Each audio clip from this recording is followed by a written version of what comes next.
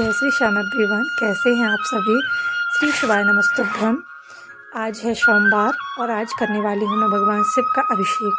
तो आप सभी को बता दूँ, मैंने सबसे पहले अभिषेक के लिए जो आवश्यक सामग्री थी उसको अपने पास रख लिया है और मैं करने वाली हूँ भगवान शिव का अभिषेक। तो मैंने उसके लिए भगवान शिव को एक पार्थिव शिवलिंग बना लिया है, जो मिट्टी का है, मिट्टी का शिवलिंग बना लिया है। उसके बाद मैं अभिषेक करना शुरू करती हूँ। तो सबसे पहले मैंने किया भगवान शिव का जल से अभिषेक।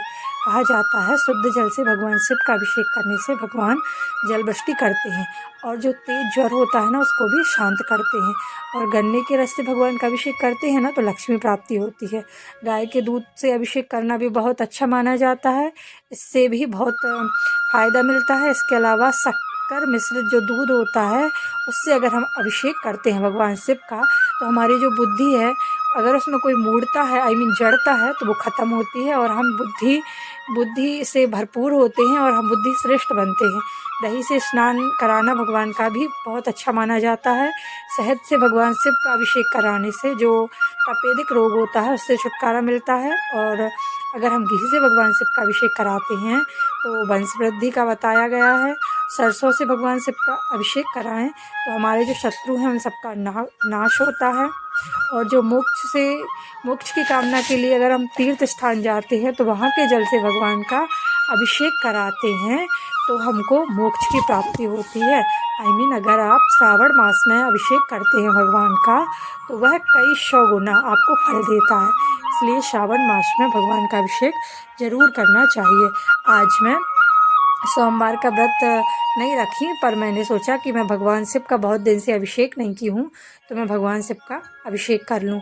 इसके लिए मैंने अभिषेक के लिए मैंने बहुत सारी चीज़ों को तो नहीं लिया जो मेरे पास अवेलेबल थी। लाइक मेरे पास बेलपत्र थी, फूल थे, चने की दाल थी, कुछ अक्षत थे। अक्षत से अभिषेक करने से भी बहुत आपको यश की प्राप्ति होती है। अगर आपका चंद्र कमज़ोर है तो आप सफ़ेद चीज़ों से भगवान शिव का अभिषेक कर सकते हैं, जिससे आपको आपके जो चंद्र कमज़ोर है उसकी आपको अच्छी प्राप्ति होती है, मतलब आपका चंद्र मजबूत होता है।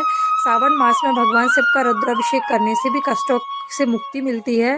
और रुद्राभिषेक जिन वस्तुओं से किया जाता है उनके अनुसार ही आपको फल की प्राप्ति होती है। आप अगर किसी पवित्र स्थान पर भगवान का अभिषेक कर रहे हैं तो आपको और ज़्यादा फल की प्राप्ति होती है। और जो नीलकंठ भगवान हैं, मैंने आपको अपनी वीडियो में बताया है कि मैं नीलकंठेश्वर महादेव मंदिर गई थी। तो अगर आप नीलकंठेश्वर महादेव भगवान जी का नाम लेकर अभिषेक करते हैं तो आपको कई गुना ज़्यादा फल की प्राप्ति होती है। अगर आपको भगवान को आपको आकर्षक व्यक्तित्व चाहिए तो आप केसर और हल्दी का अभिषेक करें, जिससे आपको आकर्षित व्यक्तित्व की प्राप्ति होगी और कुमकुम केसर से भगवान प्रसन्न होंगे। इसके अलावा घी और शहद से आप अभिषेक करेंगे ना तो आपके रोग और आपकी जो लंबी आयु है उसके लिए आप कर सकते हैं।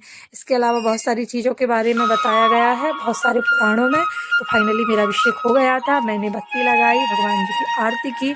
तो सारी चीज़ें मैं अपनी वीडियो में आपसे शेयर नहीं कर रही हूँ। और भगवान की पूजा करी और मुझे आज अच्छा लगा पूजा करने के जस्ट बाद। तो आप सभी पूजा कर सकते हैं।